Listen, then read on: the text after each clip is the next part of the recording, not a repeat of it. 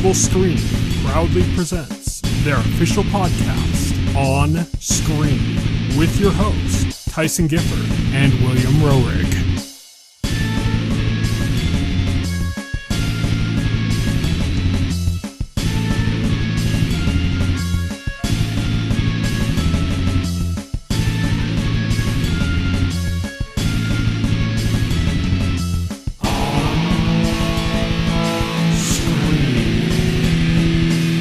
Hello, everybody, and welcome to On Screen, the official podcast of the Total Screen. My name is Tyson. My name is Will. And today we have a few news stories to go over, some stuff to look forward to on the horizon. And in full spoilers, we're going to be talking about episode 2 and 3 of Ms. Marvel and episode 5 of season 3 of The Boys. So let's get started with On Beat.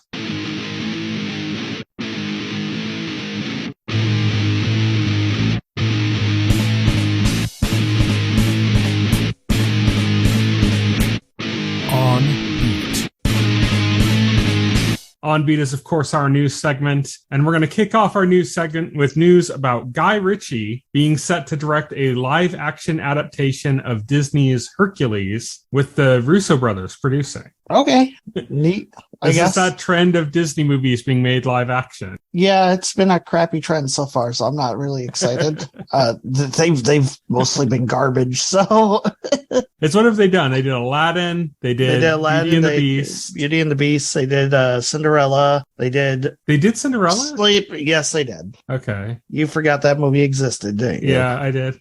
They did Sleeping Beauty, sorta, and then they did The Lion King, which they said was live action, but it was just like CG to look live action, kind of. Well, I mean, only so much you can do. Yeah. They did The Jungle Book too. Yeah, that's right. They did The Jungle Book as well. Guy Ritchie's interesting. Guy Ritchie did the Aladdin. That movie was shit. So, so I haven't seen any of these movies. The only thing that interested me here was Guy Ritchie and the Russo Brothers. Right? Yeah, Russo Brothers is good. I don't know. I never even watched Disney's Hercules. I haven't either.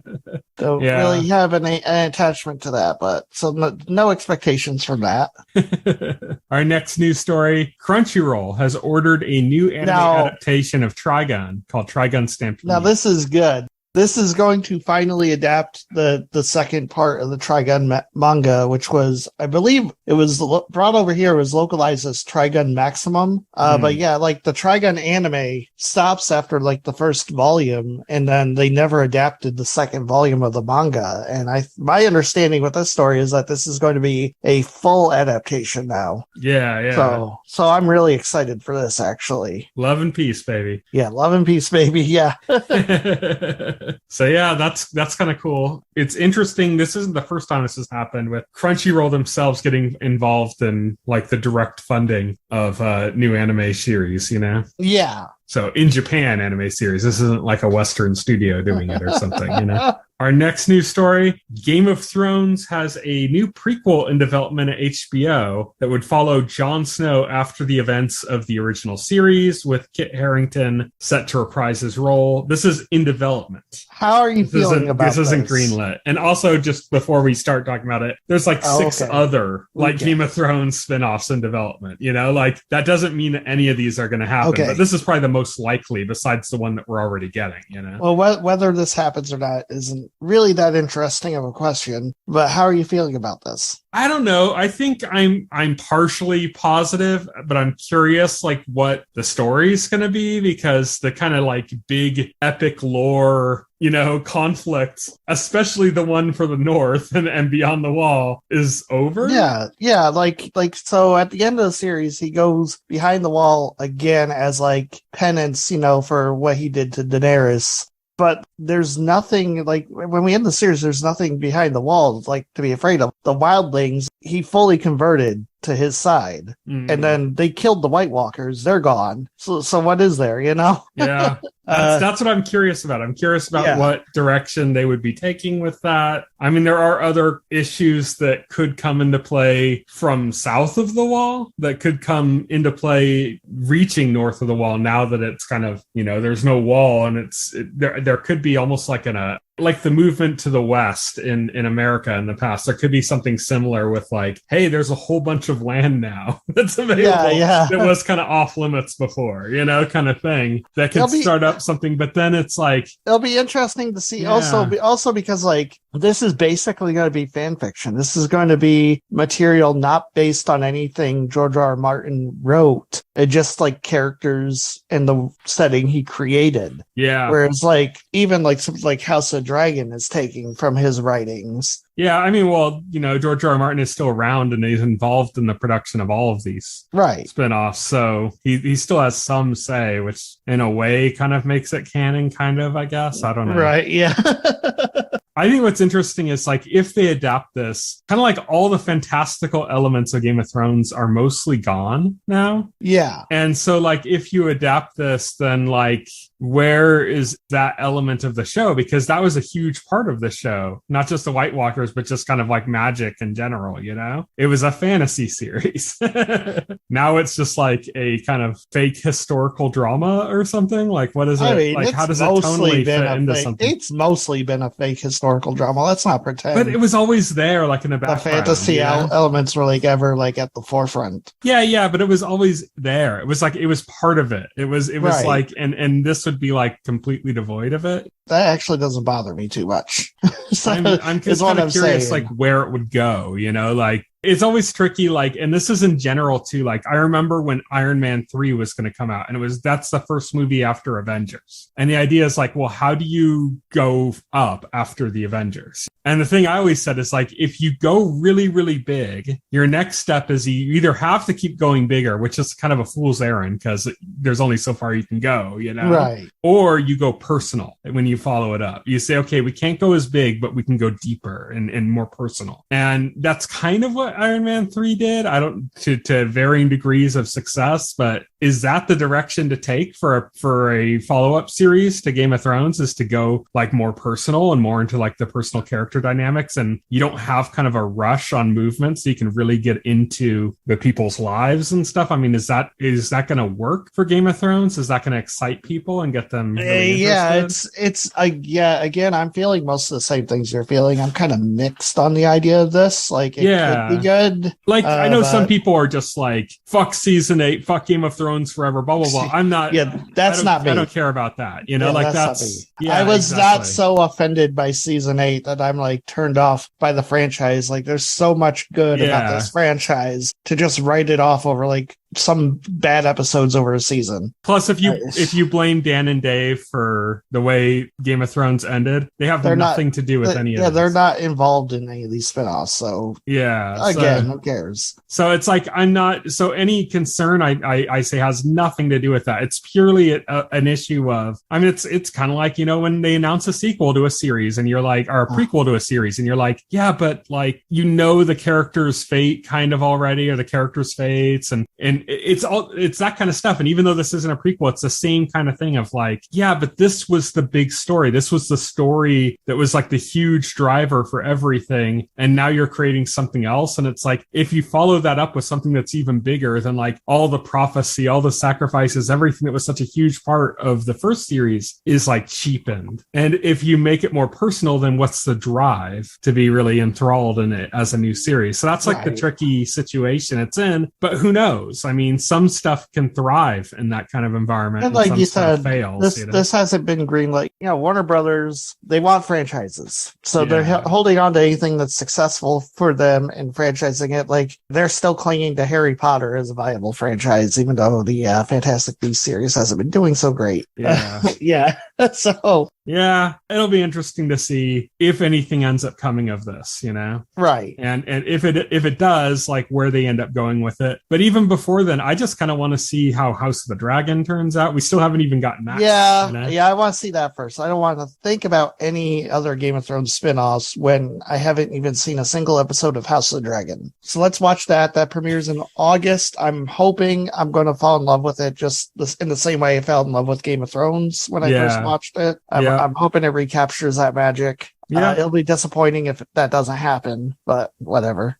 Our next piece of news, there's going to be a new Disney Plus series, a new Marvel Disney Plus series, Wonder Man. That's certainly a character I never actually cared about. I didn't even know this character existed. I knew he existed. He's a very, very minor Avengers character. Here's the information we have on this. So this is being developed by, and has been being developed for a while by Destin Daniel Cretton, who is the director and one of the writers on Shang-Chi. And it's Andrew Guest, who is a writer on Community, that's going to be serving as the showrunner. So I looked at Andrew Guest's other credits, and most of them are kind of comedies. So I don't really know anything about the Wonder Man character. This would be a more comedic character. I mean, his whole deal is like, I'm not sure what his power set is actually. I think he's like super strong, but his whole deal is like he's a Los Angeles movie stuntman, you know, and he's, I guess, like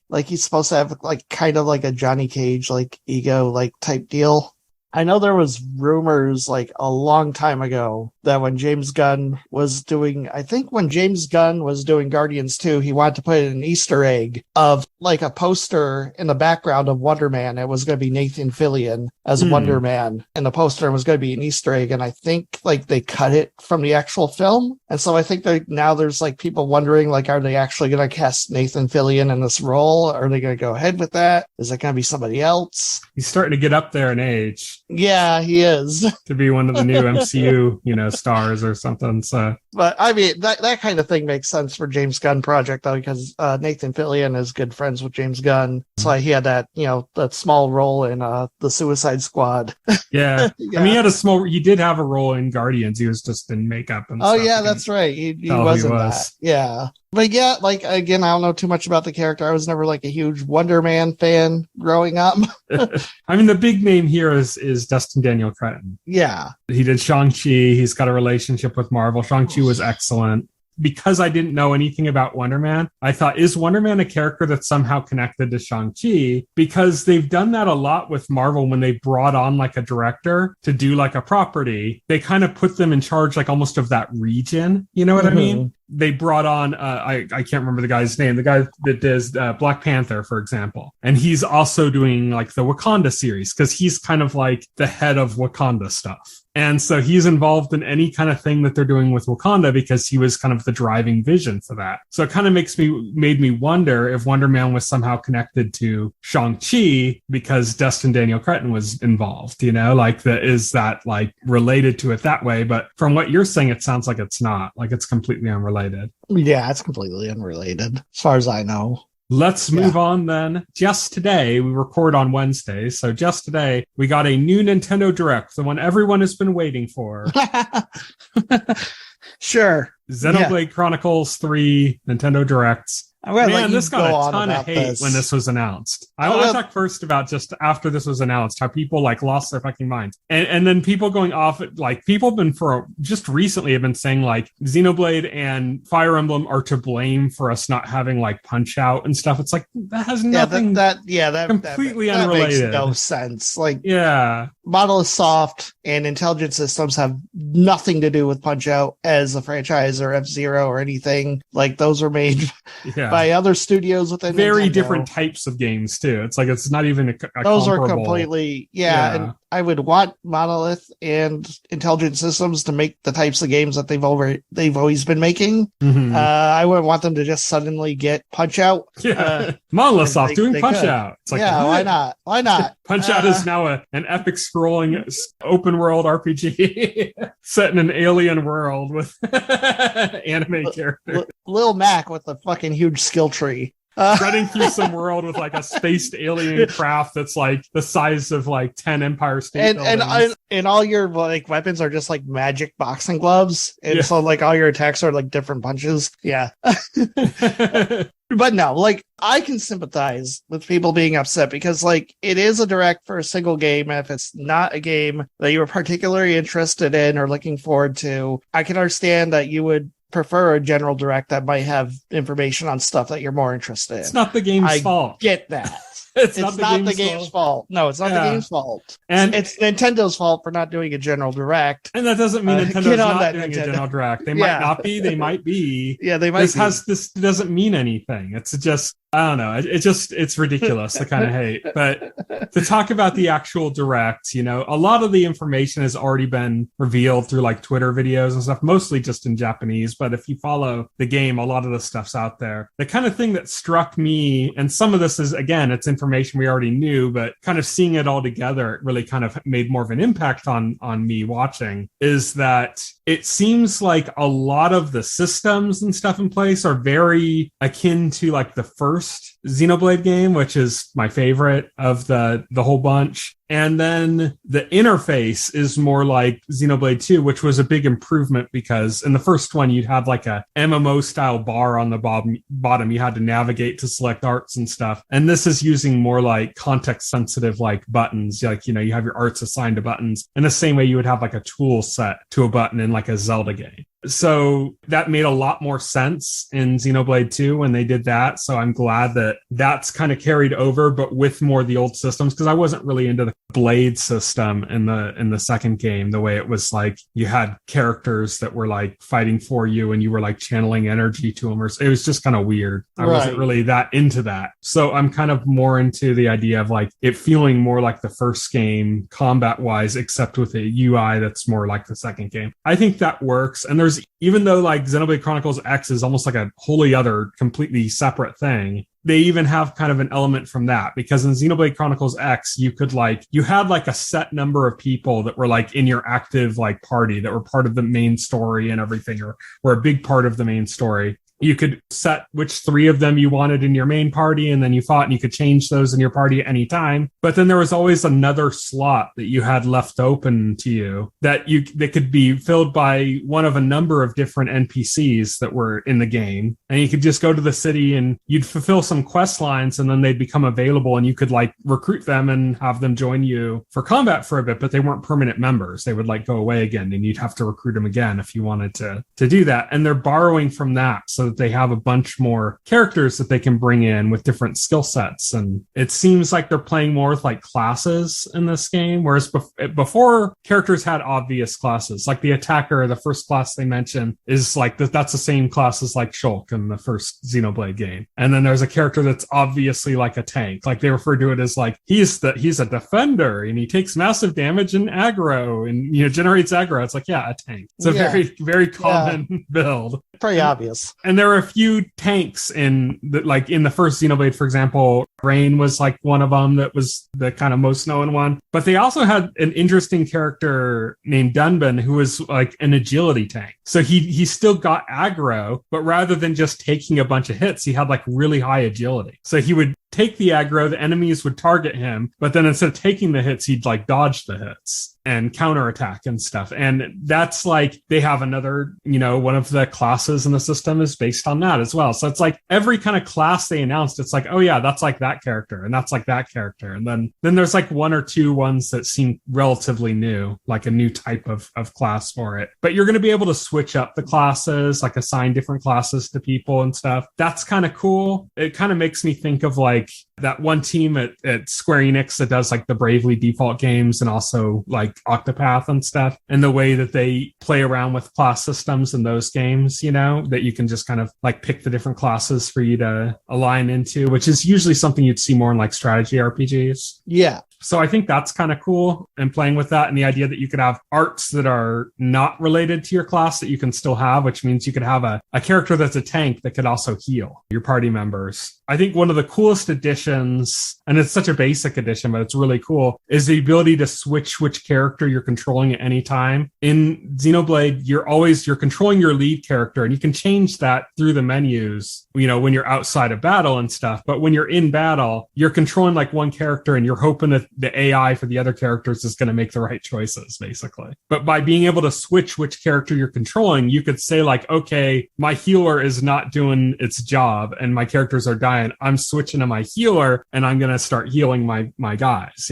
Like that's cool. That helps a lot, because that's a problem with whenever you have like partner AI in like any game, there's always the issue of it just, doing the complete wrong thing or the thing you don't want them to do, And you can, by the way you build the character and by the way you can, sometimes use commands in some games and stuff, you can kind of influence that, but being able to switch at any time in the game, like when you're in combat, is going to be a huge help to that, because you can, get your characters on the right track. Yeah. I don't know how much else I have to say about the game. There's a lot of story stuff that I just don't want to go into. I wasn't really paying too terribly much attention to it because I just want to enjoy it when it comes out, Right, yeah. But the last thing I guess I'd address is that it's got a big DLC pack that you can buy. It's going to be $30 for this DLC pack. It's currently available. You can pre-order now, pay for the game, and you can also pre-order the DLC or the edition of the game that comes with the DLC or whatever if you buy the game like digital. So that's pretty expensive for a Nintendo game for DLC. Usually DLC on a Nintendo game is like around the $20 mark. So 30 is pretty pricey. The last Xenoblade game was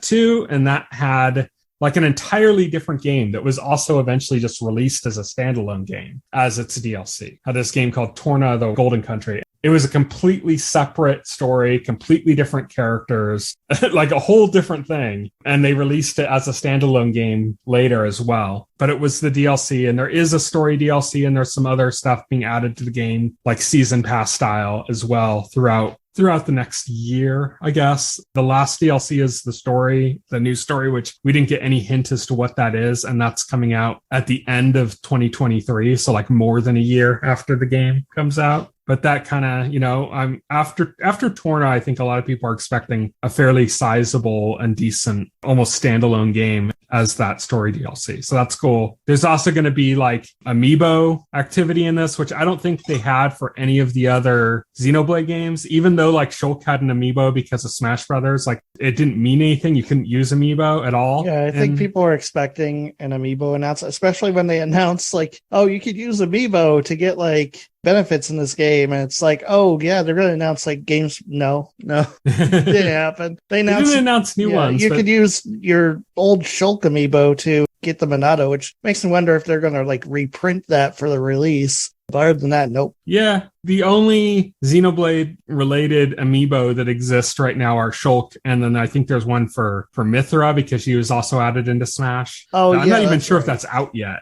Honestly, I've completely lost track of like the amiibo scene. So yeah, I do have the Shulk amiibo. Yeah, like at least I got that. And you should be able to use any of the other amiibo as well, unrelated to Xenoblade, for other benefit things that you can unlock every so often. It's interesting just because they didn't put that in Xenoblade Chronicles X on the Wii U, and they didn't put that in Xenoblade Chronicles 2, and they didn't put it in Xenoblade Definitive Edition on the Switch. They decided now's the time. Yeah, so it's like now's the time. They said amiibos are white hot right now, so we better get this in our game. Now that everybody's forgotten about it, yeah. Now is the time to strike.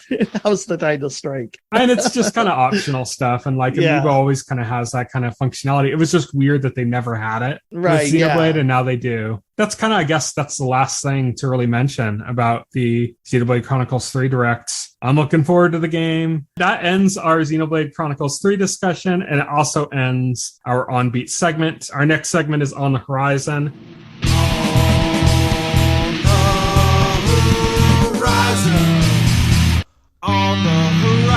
On the Horizon is, of course, where we talk about what's coming up in the next week or so. First up on the Horizon, and I already referenced this, Westworld is returning on HBO this Sunday, June 26th. We already kind of mentioned about that, about us being kind of cautiously on the fence. I don't know. Like season 3, I lost a lot of my enthusiasm because it's just like, I don't know. I think the right word is guarded. We liked Westworld, but then it hurt us, and now we're it hurt us. Yeah, it hurt us. The plot is just yeah. After season 3, it's kind of like but who knows how it's going to end up. They might have drastically improved it. I don't know. But that's coming on Sunday, June 26th on HBO. Only Murders in the Building is returning on Tuesday, June 28th as well on Hulu. I still haven't finished the first season, but I'm towards the end of that, so I might just catch up to get ready for that. Bastard. We talked about Trigun getting a new anime series. Well, Netflix has a new Bastard series. It's called Bastard Heavy Metal Dark Fantasy. This is an old anime series from like the late 90s, early 2000s, somewhere around there. And they have a new one coming, so that'll be interesting. Monster Hunter Rise Sunbreak finally drops on Thursday, June 30th on PC and Switch. I know, like, when we post on like the Game Witness Discord forum, and there's just like a whole ton of Monster Hunter fans there that are excited for this. Yeah, I'm just not like hugely in the Monster Hunter. It's kind of difficult game to get into, really.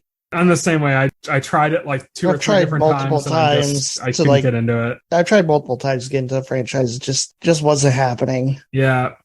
The Terminal List comes out on Friday, July 1st on Amazon Prime. This is a limited series based on a book starring Chris Pratt. It's kind of like a conspiracy military drama kind of thing. So that's on Friday, July 1st on Amazon Prime. Also on Friday, July 1st, but on Netflix, Stranger Things 4 Part 2. The last 2 episodes. So excited for this. I didn't watch that trailer you posted because I just don't want to be spoiled. It's like, it's literally like 2 episodes, even though like they're long episodes. I just don't want to be spoiled on anything going into the final act. So, understandable. It looks good. I'm excited to see it. There's stuff from the original trailer for this season that we haven't seen yet, even not talking about the new trailer, that I'm like hyped to see happen. I want to see this. Stranger Things 4 is, like I was saying with Westworld, you never know. It could be a big improvement, a return to form. Stranger Things is kind of the evidence that can happen. Yeah. Because season 2 it had that one episode that was really bad and kind of really hurt that whole season. Season 2 was pretty weak overall. Season 3 improved quite a bit. Oh, yeah. And then season 4 is like a massive step up from season 3. You know? Yes. So this is like an example that a show can return to form. Hopefully that happens with Westworld, but I'm not holding my breath on that. That's it for On the Horizon. Our next segment is full spoilers.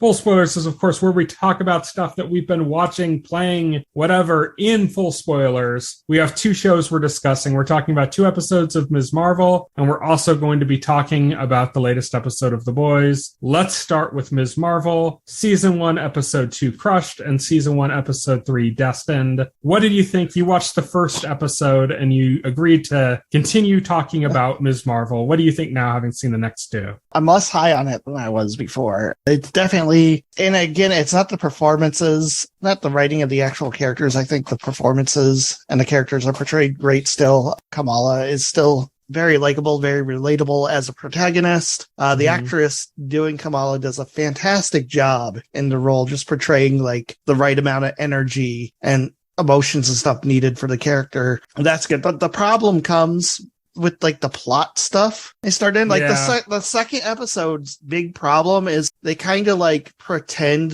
that Damage Control is going to be the villain, and they suck as villains. they suck as characters completely. I groaned every time they came up on the scene because they're like the most boring, bland, cartoonish like government agents who are going to be completely incompetent and fumble at like every turn. And also as characters, they have zero like actual humanity. It's like fucking Team Rocket from like Pokemon or something. And I'm just watching it and thinking, if these are the villains, then this show is in trouble. To me, it's like when you have like the worst, like the worst spoof of like a police show or something. Yeah. And there's the part where like the feds come in and they have sunglasses on and they go like, who's in charge here? And the officer's like, I am. And the FBI is just like, not anymore.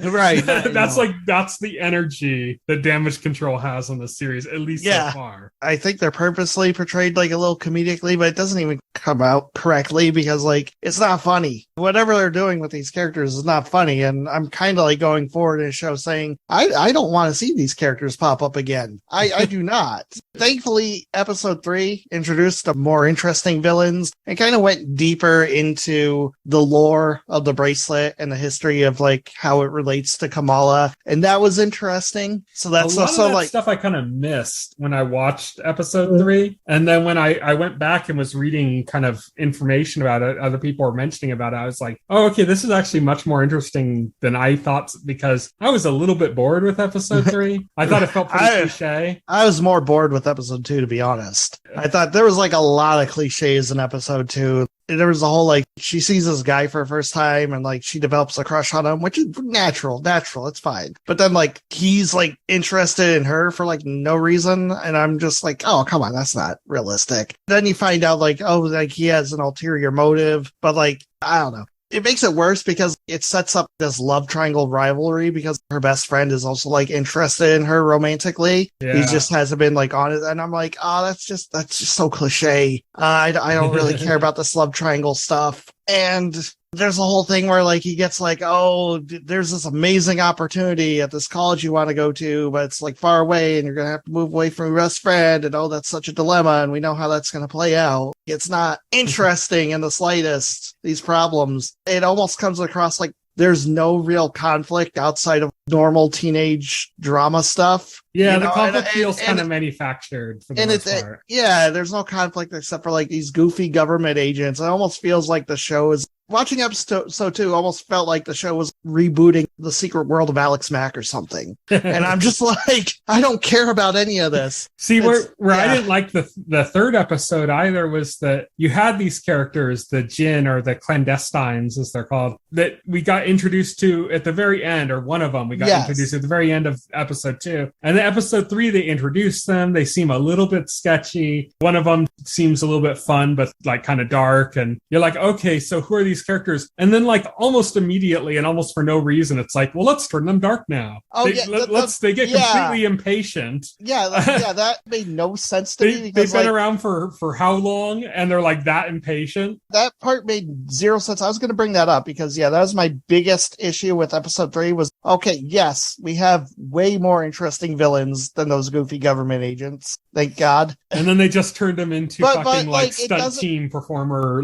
villains. Yeah. Here's the problem with clandestine. Like, you're right, because I was thinking about that. I was like, okay, the episode begins with them pretending to be like allies of Kamala's and wanting to help her learn more about the bracelet and shit. And then like towards the end, like halfway through the episode, they decide they're just going to attack her family and try to kill her for no reason. And it's like, why did you bother trying to befriend her in the first place then? What was the point of that? Yeah, and if they're that old, they should be a bit patient, and it should be a long con instead of a... Yeah, it should have been a long con. It's like, and she was totally buying it too. She was like on board with that. Yeah. So like that made zero sense whatsoever. They even, her friend told her that it could be dangerous to do it, to jump right in. And she's like, well, I'm still going to do it. I just need to work harder to find a way. And then she reports that back to them. It's like, it's going to be dangerous. So we need to work at it and find a right way to do it. And they just immediately lose all patience. But of course, the younger one, who she has a crush on, is actually good and actually does want to be on her side and help her, right? Yeah. I mean, that makes sense in the sense that he's the only one that's actually from Earth. Yeah, he's from Earth. Like, I get, it's just kind of like it's kind of like convenient. I mean, it makes sense because he has a connection to Earth, and basically what they're doing, the reason it's dangerous is that it could cause havoc on Earth when they leave. But I just didn't get like the plot ramp up from we're your friends to we want to kill you suddenly. Yeah, that made no sense. There wasn't like a trigger for that or anything. Yeah, it just felt overplayed. Yeah. It felt like if they were sketchy and they were going to turn on her, that's something that would happen later. Or that something significant would happen to create that turn. Like when I saw them and they introduced themselves, I pinned them as like the villains. I'm like, yeah, they're definitely the villains. I expected that turn to happen in the middle of the season. I don't know how many episodes we have, like maybe episode 6 or something. Like we'd get something with that. Yeah, they definitely had. It happens immediately. From when they first show up, they definitely have that vibe. It's similar to in the Captain Marvel movie, like the Kree squad that she's involved with, where they have that vibe where they're like being nice to her and like acting like they're part of this team, but you can tell they're pretty sketch, you know? Yes, and like you can tell they're holding back something. It's like pretty obvious. It had that same kind of vibe when you first meet them. So you know something's up with these guys and you're like, okay, clearly these are going to be the villains of the show, even when they're trying to portray themselves as good. But just the fact that they turn so quickly without a major catalyst to make them turn that quickly, or without time to make it feel like an actual like real betrayal, it just feels kind of silly. It just doesn't work that well. Like that turn didn't. I will say, though, that reading about the episode afterwards made me a little bit more interested because of some of the MCU connections and some of the things. And there's also, as we've talked about, her power set's completely different. The origin of her powers is completely different than it is in the comics and stuff. But based on kind of the information of what's going on with the MCU connections, it almost feels like they're establishing a setup for her to become Inhuman in the MCU at some point. No, like they're separating her from the Inhumans. It's clear you say that, but after I read some of the information about some of the shit that I wasn't aware of in this episode, I kind of changed my mind. Really? Because in the comics she is Inhuman, but in this she's a Jinn. But so we say, okay, so her Jinn powers come from the armband she has, which is a Negaband. They come from her. No, that allows her to channel that it's her Jinn powers that are brought out by that. Yeah. But here's the thing. None of the other Jinns could use it. Right. She's the only one that could use it. Her and her grandmother or something. And so that tells you it's not a Jinn power. Well, the theory is because she's from Earth and that makes her like more able to tap into it or something. Yeah, but see, and here's the thing. What that is, that actual thing on her wrist is a Negaband, which is a Kree artifact. Right, yeah. And we see them take it off of a Kree hand in there. Kree's created the Inhumans. Yeah. So this character is going to be in the Marvels movie with Captain Marvel, where they're going to apparently going to be going to the Kree homeland. Right. So I think she's going to be turned Inhuman, but instead of introducing the Inhumans and having that be what turns her Inhuman, she's going to be turned Inhuman by the Kree. Right. And that her ability to use this artifact is connected to that and somehow. That's an interesting theory. We'll have to see if that plays out. Yeah, I think that's what they're going to do. And that's a way they can introduce her being her original power set, her original ability to connect to the storyline with Ms. Marvel and everything, and connect that to it and still have it make sense without having to actually bring in the Inhumans. So, I'm just going to say, like, episode 2 is like a D for me. Episode 3 was a C. It would have been higher if they really kept the intrigue around, like, the new characters up instead of just, like, having this nonsensical fight scene at the end of it. Yeah, I agree. Some of the other things, did you notice the 10 rings symbol? I noticed it, yes. That's kind of a cool little tie, and that's like maybe making a link between what was going on there and maybe the rings. Maybe. You know, the origin of the rings, and like how they said in the Shang-Chi movie, in the post-credit scene, where they said like it was some kind of alert went off or something. Yeah. And then the Jinn all reacted when Kamala used the Negabands, you know? Yeah, yeah. So there might be some kind of a connection there. That's kind of interesting. Also, her friend Bruno mentioned a paper on interdimensional travel from Dr. Eric Selvig, who's from Thor and Avengers. And they mentioned that. So that was a cool little touch. So I think they're like, one thing they are doing well is like the way they're integrating it into the MCU is good. I think the issue, like you mentioned, with this whole series so far, mostly in like the last couple episodes, is the sudden kind of like non-motivation turns and like the cartoonish kind of standing cliche bad guys and stuff. Yeah. Like both Damage Control and the Clandestine. Yeah, like the majority of Clandestine are not interesting characters in the slightest. It's like the leader and like the boyfriend, and that's about it. Like the other guys are like just goons. Yeah. It hurts the overall show when they do that. Writers, man, they gotta stop doing this. They gotta start treating every character as like an interesting person unto themselves. We can't just have goon number 1 and goofy, incompetent government agent. You gotta give these people personalities, man. Gotta do it. I agree. That's kind of the biggest failing on the show so far, is it just hasn't handled that well. And it makes me even more feel like maybe they need to make some Marvel shows or something that are less about like some high stakes thing happening and more just kind of people living in this world and inhabiting it, and maybe some interesting stuff happens, but it doesn't have to be like a huge battle between good and evil or something that you have to set up, and you can just kind of make it more of a human story. That's kind of, I feel the same way. It definitely, like, I feel more down on the series than I did after watching the first episode. Same. All right, let's move on to The Boys. We're going to be talking about season 3, episode 5, The Last Time to Look on This World of Lies. And this is basically the Soldier Boy episode. Yeah, this is a Soldier Boy episode. This is where we finally see him out and about in the modern day. This is reacting negatively to like homosexuals and stuff. Yeah, reacting negatively. Did you see the Easter egg? I mean, you couldn't miss it. Oh, it's when Soldier Boy like looks directly at a poster of Robert Singer. And it's like Jensen Ackles looking at Bobby. This was probably the best episode of the season so far, in my opinion, because like a lot of stuff happened here. You got a lot of good character moments, especially between Butcher and Mother's Milk, where Mother's Milk is trying to impart on Butcher. There's a line that you draw.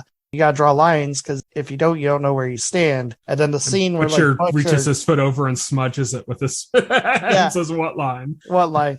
yeah. But the scene like where Butcher drugs Mother's Milk, and he just tells him, "I don't have a line." Yeah. As he walks off with Soldier Boy. He's making a deal with Soldier Boy, who Mother's Milk hates, and wouldn't ever be able to work with. Yeah, Mother's Milk wants revenge on Soldier Boy for what Soldier Boy did to his family, rightfully so. At the same time, you have a divide between Huey and Starlight, kind of on similar ground of like, Huey, sick of feeling powerless, is like excited at the prospect of using this Temp V and having power and being able to be involved and being able to protect Starlight, being able to be active in that way. And Starlight just going like, I don't care about that. Like, I want you, not all power, Yeah, this is probably like the least interesting like subplot of the show so far, because like, it's all about Stewie being like really like emotionally insecure, and he's being like really gross about it, which is fine, because like I know like from his perspective he's coming from a genuine place, but like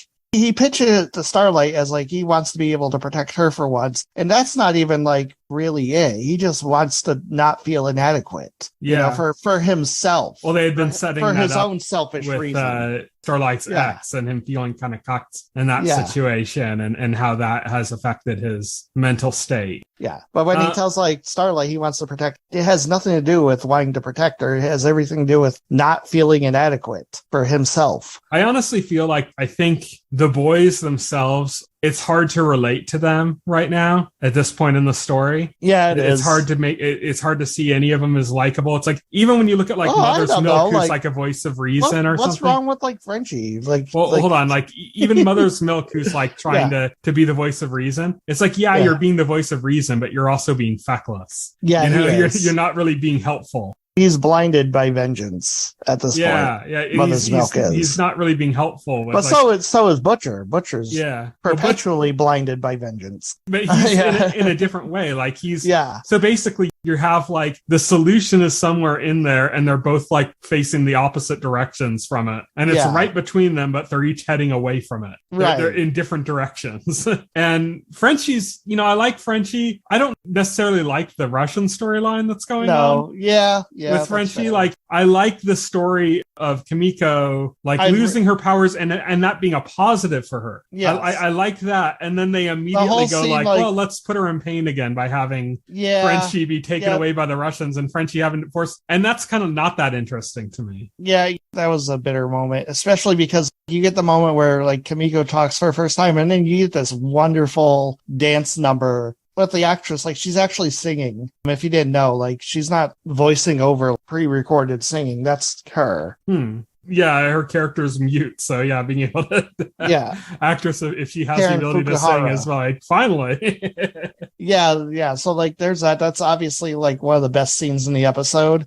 And again, revenge is a big theme in this, because you got Soldier Boy, he's out for vengeance too, right? He's out to like kill the people who wronged him. He kills Scarlet Witch Parallel, the Scarlet Witch Parallel, who's like his girlfriend, but he finds out through Butcher that she sold him out to the Russians in the first place. Do you think Soldier Boy is going to turn out to be like a Lamplighter? Where like Lamplighter in season 2, he was this horrible person, this horrible hero, but his story was always like, can you trust him? Can you not trust him? But it was a total redemptive arc for him. I don't think so. I think Soldier Boy is an asshole. And we know he was an asshole in the 70s or 80s or whatever in the flashback scene. I don't think that's changed, really. What's changed is that he's been tortured for years and he wants to kill the people who are responsible for putting him in that situation. I think it'd be more interesting if that's not the case, though. Right. I feel like that's the case that we've been sold on, and I'm hoping that's not the case, because I just think it gets a little uninteresting after a while, where like every soup except for like one or two are just complete monsters that are completely irredeemable. Welcome to the point. I know that's the point, but like it gets a little overbearing at a certain point. The entirety of The Boys is like Garth Ennis saying, "I hate superheroes. Look at how much I hate superheroes." That's the comic. But the thing is, like I said, like Lamplighter had a redemption. It's like it didn't make him a good person. Like he didn't come over and be like, oh, everything that you thought was bad about me wasn't bad. It's like, no, he's still bad, but it also showed that he had a side of him that was different, Right. And that he ended up like dying for redemption in that way, because he did, have human emotions and shit. And I think like playing on that is like the right balance to do something like with Soldier Boy. I think that would be the right way to handle him. Is yes, he's an asshole. Yes, he did horrible fucking shit as an asshole at a certain point, but he's also human regardless of his powers. And I just feel like they kind of negate that a lot of times on this show. Yeah. And I'm kind of hoping they don't do that with Soldier Boy. Be interesting. It would be more interesting to make him a more three-dimensional character than just evil Cap. Let's talk about what do you think of A-Train's B plot line this episode. We get like this really great scene. They've done this with A-Train every time. Every time they set him up, they put him on a course where he does something really bad, and then like he goes on this path where it's like you see that he has some level of humanity or something, and then he immediately sells it out. Yeah. And sometimes it's not even necessarily like he's going down a noble path. It's just that he's going down a more human path. In the first season, it was his girlfriend. Yeah. Was her Popclaw, wasn't it? Yeah. Where Popclaw, it's like, he had genuine feelings for her, but then he just killed her to help advance himself. Well, because that's his character. That's all he cares about is like his own celebrity, right? And but there was like, it was like no conflict. He just easily got over it. And it's like, to me, that's like not a good character. And the same things happen like every season. Every season, they've given him a reason to question the way he's acting and to seem like he's making a human choice. And then for him to not just like make the wrong choice and feel bad about it, but just completely abandon the right choice and completely go like, mustache trolling villain or something. Yeah. In this instance, he brings like a dangerous racist to his local community center, and the racist lashes out and like critically injures his brother. And it's like, is he going to learn from this? Well, it's like they already set up in the season, so it's not even like they're going to repeat this arc in his season. It's like they've already repeated this arc in the season, and they're repeating it again a second time in the season because they already did it with him being frustrated with the Deep and Homelander, and then turning on Alex and not even giving a shit, getting him killed. Then you have this shit happening. You think the Deep was like repeating it? No, that was the thing. Like, he's willing to eat shit as long as he can be a member of the Seven, and he's willing to kiss up to Homelander. I'm just saying that they did the same thing again, which is that they set up the idea. It's like, they set up the concept that like maybe he's had enough, and then he goes right back to it again. Well, this is like an escalation of that, though. This is an escalation, and now like we see, like, is he finally going to learn from his actions? No. Yeah, he's going to do the same shit again. Yeah. It's going to become. If this was like one time this has happened before and this time he's going to make the right choice or something, or like I said, it's not even necessarily the right choice. It's just the human choice. If he's going to make the human choice at this point, no, he has routinely gone through. This is like his plot every season has been this. Yeah. It just in some different variation, and he's doing it again. I hate to sound like I'm down on the series because I still like the series, but this series repeats itself so much with this. Yeah, it does. Yeah. Yeah. No, that's true. Like, I really want to see more evolution in these characters, not just in the boys, but like, even though supers are villains in the story, they're also still people, and they'd be more entertaining if they weren't so flat. Yeah. You know? And it's like, you look at someone like Homelander, is like a total sociopath and stuff. You can't just make all of the characters fucking Homelanders, because then it makes Homelander less terrifying as like this sociopathic Superman if just every super is just fucking sociopath. It doesn't have the same impact. You have to like show that some of these supers can have some humanity as well. And I said, like, it's not even saying that they need to go the right path. They just need to go the human path. Maybe they don't like have the best interest of humanity at heart, but maybe they have somebody they care about, and then they have the best interest of that person at heart, motivating perhaps their bad decisions. But they're not really doing that. Like, they're setting up like they're going to do that, and then they turn on it, and they do that again and again. So you don't believe A-Train's going to grow from this? You don't think his character's going to progress? I don't believe he's going to grow. I think the more we see that it looks like he's going to grow, the less likely it is that he is going to grow. Because it's just, that's what they've done every time, is they make it look like he's going to, and then they just flip it in such a way that it's not even believable as like a human reaction. It's just like a complete abandonment. And I don't like that. That's like one thing that it didn't bother me too much in the first season, even though it was definitely happening in the first two seasons. It didn't bother me that much, but it's bothering me now. I think that the time between seasons and stuff. It's funny though, because I'm looking at the deep on here and I'm thinking, like, I don't want this character to grow. What's really like interesting and funny about the deep is like the idea that like he's a character who hasn't grown at all, but in his head he thinks he's growing and improving as a person. Mm-hmm. Like, he's totally like tricked himself into believing that. But see, that makes him more interesting to me. Yeah.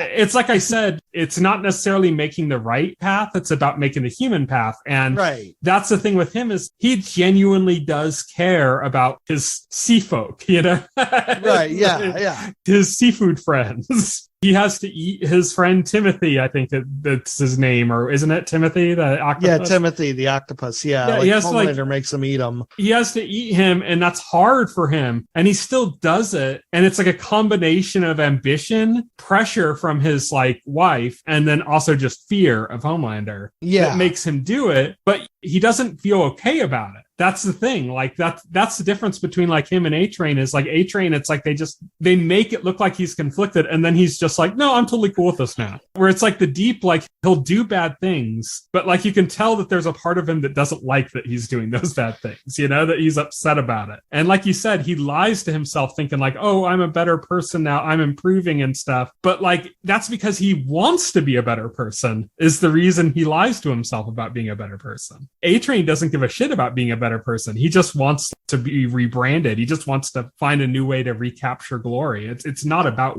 wanting or having any desire to be better, you know? Right. Yeah, exactly. And that's where my problem is, I think, with the series. And that's why I hope, you know, like we mentioned with Soldier Boy, I hope that they portray Soldier Boy as a character with more depth, rather than just the frat boyish asshole. Like, when he talked to Crimson Countess before he killed her, he seemed genuinely distraught that she didn't come to save him. Yeah. And then when she said that she always hated him, that seemed to like affect him. And then he killed her. It's not like I said, he didn't take the good path or something and realize maybe he was in the wrong and she was validated for feeling that. It was nothing like that. It was just the idea that he had a moment of like weakness or something. They paralleled that with Maeve and Homelander in this episode as well. Yeah, we see more of Maeve in this episode than we have in this entire season, actually. Who knows if we'll ever see her again? Yeah, who knows? Like, well, we have like the big scene with Maeve and Butcher where they're kind of like having heart to heart. Were they fucked? Yeah, where they hooked up. Yeah, and then fucking Homelander smells Butcher on her. And knows like they're scheming, they're up to something, right? Yeah. And he has Black Noir take care of her. We don't know what's happened. The official Vought line is like she's at their wellness resort. Yeah. the bullshit from the company line, but like, yeah, I like Maeve in this season. Me too. And, again, it's exactly what I've been talking about. Maeve, other than Starlight, obviously is like one of the most human people on the team. She's not necessarily a good guy. No. But she's human, she seems like a person who want to actually do good, want to actually do the job, but because of the people she's surrounded with, she became cynical and kind of gave up. Mm-hmm. And it's not that her current path is that she's trying to be good again. It's more that she feels like she has to, atone or something. And it's for selfish reasons. It's not even necessarily for people. But it's for what she's been through and for what the people she cares about have been through because of like Homelander. That's why she's like motivated, which is, like I said, it's not necessarily, showing her as being a good guy. It's showing her as being human, having like human motivations. So I've really actually liked her this season as little as we've seen her. Through the series, she's always been like the most human of the seven, Yeah, besides Starlight, yeah. Yeah, besides Starlight, obviously. Starlight is still very idealistic. Right? And then we learned this season that Black Noir was probably originally quite human, but in his motivations and stuff. Yeah, and now he's just like a robot practically. Well, yeah, because like the injuries he suffered during that attack, which may or may not have been part of the plan. Mm-hmm. His disfigurement left him mute and kind of like season we saw that he's mute and we don't really know what's going on up in there anymore, right? Well, last season we saw the scene where it basically looked like Stan Edgar was like practically remote controlling him. So it like implied that he kind of didn't have a will of his own. Right. And when we see the trauma he took in this scene and we see the physical damage he took and just how he's just seemed mentally not there, that seems to be like the origin of that, and that he's practically a robot. Yeah. Not like in physical makeup, but in just, his mind. He's just completely has no control over his actions. That's why you never see his face. That's why he never talks. And that's why he doesn't seem to have like a personality of his own. Mm-hmm. Yeah. So got to meet the legend. Yeah, we got to meet the Paul Reiser. In the comics, the legend is based on Stan Lee. I know when they were talking about possibly casting the legend, a lot of people thought it was going to be like that. A lot of people thought it was going to be like Patton Oswalt playing the legend, like last season when there was rumors about it, and then ended up being Paul Reiser. Patton Oswalt wouldn't have been able to sell it that well. Paul Reiser's fantastic though in this episode. Paul Reiser getting work. Good for Paul Reiser. He's in Stranger Things. Getting these kind of like small but like interesting roles. Yeah. So, yeah. I like seeing Paul Reiser show up in a cameo in this. That was cool. And then like other things, obviously like Homelander. Yeah, talk a little bit about Homelander here. His storyline's progressing. His reaction to Soldier Boy blowing up that building, like that was totally, he didn't know what to make of that. It was interesting because there were like two sides to it. Yeah. There was one side, which is you can tell that Stan Edgar was right when he said that Homelander was going to hate Stan Edgar being gone because now basically he has to do all the shit that Stan was doing for him. Right. All the PR shit, all the dealing with the board shit that he fucking hates, and you can see in this episode how much he hates it. Oh, yeah. But he kind of has to do it. It's he almost like hauls off and kills a member of the board after being asked like a basic business question, Yeah. Yes. You could see how much he just does not like it. And this is, of course, the episode also where they drew the strongest parallel that he's basically Donald Trump. Yeah, he's basically Donald Trump at this. Like, it wasn't like he hated the question. It's like he didn't even like understand it or like know how to answer it. And because of that, he just got angry and lashed out, And this is the same thing. Like, he doesn't know how to respond to this. And so his solution is to just go on fake Fox News and tell everybody that it's not a big deal and it's fine. Mm-hmm. But we saw his face to the reaction of the damage. There was concern there. Yes, there was. And not concern for innocent victims. No. There was existential threat. Concern because, there was concern because this was happening and he didn't know how to deal with it. And there might even, there's speculation, there might even be part of him that thinks Stan Edgar, set this up for him so that he would fail. Yeah, I don't know if he really believed that. The look on his face to me said, this is an existential threat to me. Yeah. And I don't know how to process that, because he's always been the apex predator. And this is an unknown, we had that terrorist that blew up things before and stuff. That was set up by Homelander. Homelander set that up. He set that up. So it's of course he knew everything that was going on with that. That wasn't an issue, but it's no, but he didn't set this up. This was out of nowhere. This was not factored into to his plans. And in the world of Vought and the Seven, everything is scripted. So something happens that's not on script, and suddenly he doesn't know how to respond. And it's also obviously an extreme power that was able to do that. And I don't think he's ever come across anybody that's as much of a threat to him as what he saw that damage as. Yeah. So like, in a sense, it's not even just like the idea of like, it's not his plan, but like, this is an actual threat to him. You know, this is something that he doesn't know what it is. He doesn't have control of the situation, and it could potentially be an actual risk to him and his physical safety. And he doesn't quite know how to process that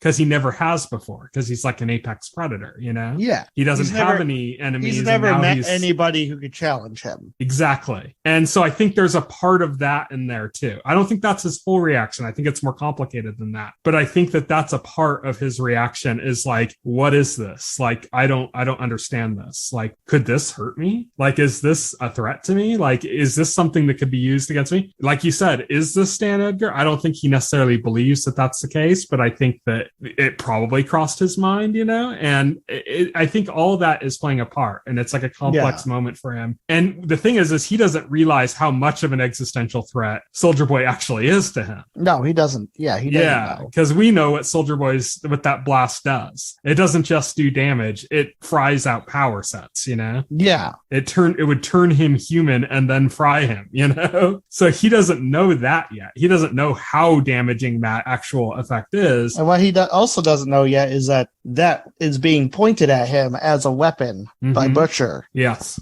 It makes all of this very interesting. Like, that's what is more interesting about this episode to me more than anything else. Yeah. It's just like the idea of an existential threat to Homelander. Right. Yeah, that's the most interesting thing. And the most interesting thing to me about this entire season is basically what's going to happen with Homelander. And that's basically what I'm waiting for at this point. So let me ask you, do you think Stan Edgar survives this season? I think he does. He's too clever not to. I think we're set up to believe that Stan Edgar has a lot of power behind him. I think a lot of that is just confidence and intelligence. Well, yeah. But he projects, and he's good at it. But here's the thing. I think Homelander, and this is very obvious, especially in this episode, Homelander is a parallel to Donald Trump. Yes. And I think that makes Stan Edgar a parallel to the old GOP. Yeah, Homelander in this season definitely has a lot. There's also another parallel to where, like, he puts Deep in charge of crime analytics, and then the Deep fires everybody who wasn't loyal. Yeah. Right, yeah. Which is pretty much everybody in the department. But like I said, if Homelander is Trump, then Stan Edgar is the old GOP. You know, the one that thought we can control him. Yeah, we can. Yeah, exactly. And then they couldn't. And finds out they couldn't. So maybe. So that's what makes me think that, like, we're going to have the situation where Stan Edgar should be in control, should be in a position of power, should feel like he's on top of it, thinks he has Homelander's number and that he's in control of a situation, might in fact have a grand master plan, and I think it's going to fall apart. And just because, like, everything's dialed up to 11 with Homelander now. Yeah. You know, just that, and I think that I don't think Stan Edgar anticipated as much the fact that I think they're going to play into the idea, since they're doing the Trump thing, I think they're going to play into the idea of, like, misinformation and that kind of stuff. And they're going to play into the idea of, like, Stan Edgar thinks that he's going to be able to crush Homelander's, like, public image as a way to, like, morally weaken him. And I think he's going to quickly realize that can't happen. Like I said last week, I think Stan Edgar's plan is he's trying to push Homelander over the edge so that, he could probably use that to publicly crush Homelander's image. Also, he's trying to push a drug on the American military that they so far will not purchase. And having Homelander go rogue is a great way to scare him into it. Yeah, well, what I'm just saying is that, like, if they're looking at Homelander through the lens of Trump, then we have to look at the show through the lens of the Trump presidency. Yeah. And what that did. And the fact that all these Republicans said, oh, we can control the situation, and then ended up being controlled by the situation. And how they went and said, oh, he'll be limited by the fact that people will disapprove of him and stuff, and we can, like, put social pressure on him. So how that completely backfired by people actually starting to adore Trump as, like, almost cult-like leader. So with that in mind, with what you're saying in mind, I'm thinking the idea is Stan Edgar's going to push Homelander over the edge, but when that happens, it's going to be more than he bargained for. Yeah. I think it's good. I think the reaction to that is not going to be what Stan Edgar thought it was going to be. Yes. I think think that the world's going to go mad, and he's going to think that he's got Homelander cornered, and then it's going to end up being everything that he thought was a tool against Homelander ends up being like just irrelevant. Yeah, and the real tool against Homelander is going to be Butcher showing up with Soldier Boy. Mm-hmm. And then, like, have to see where things go there. Either Homelander dies or Soldier Boy seriously injures Homelander, but he survives, and we get a new season with Homelander struggling to adapt to not having powers for however long. I mean, that could be interesting, depending on how they handle it. Right, yeah, absolutely. Because then what they could do is if they make him temporarily not have powers, he can learn to be an even bigger monster. Yes, absolutely. Because if he learns how to still be the way he is, but without his powers to back him up, then when he gets his powers back, he'll be a more credible threat than he was before. Yes, absolutely. I think that's kind of the direction we're going, and that's why I think that Stan Edgar is short for this world. That is my theory. Yeah, it's a great theory. Yeah, a lot of what you say, has some sound logic behind it. So, yeah, you could very well be right. I'm excited to see where it goes. Yeah. So we got, 3 episodes left. And next episode is the infamous Herogasm.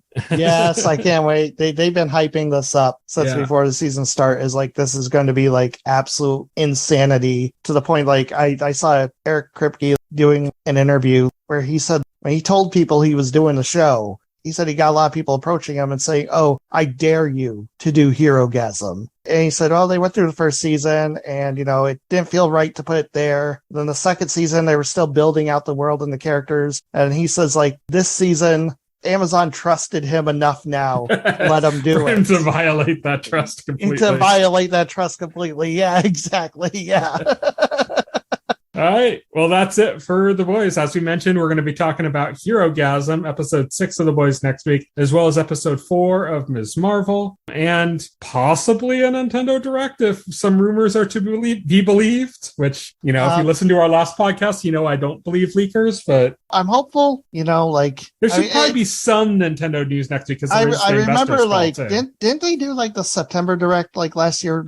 Was that like at the end of September? I remember going through that month. I think so, yeah. And people start doubting it. People start saying, "I don't think it's happening." I'm like, no, they always do one in September. Hold the faith. And then they did at like the last week or so. Yeah.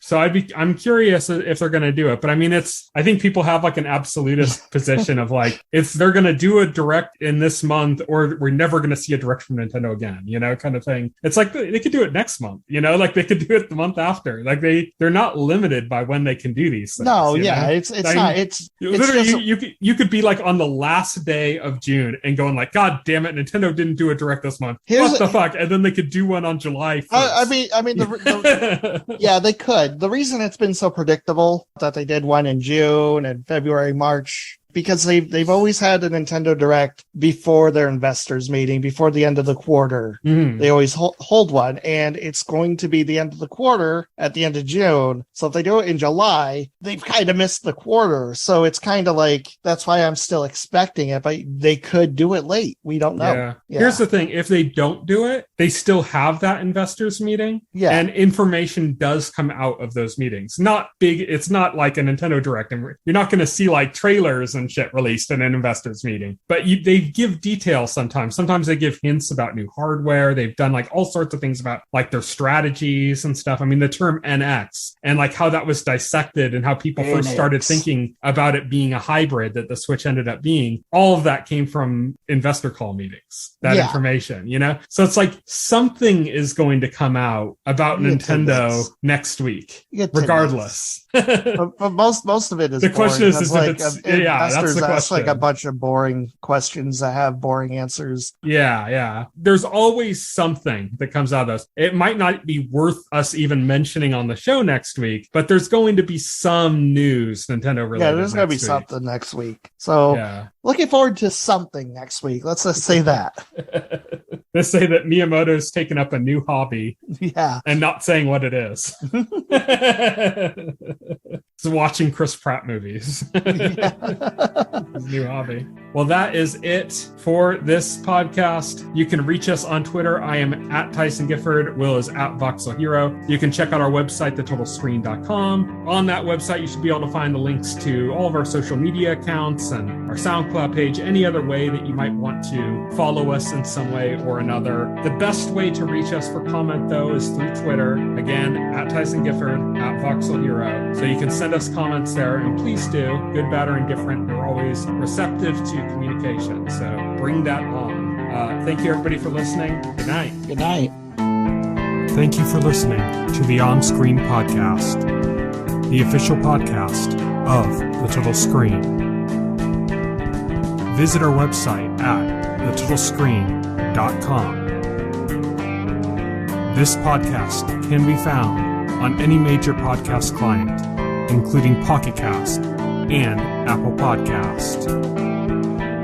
The entire backlog of this podcast and other content can be found on our YouTube channel.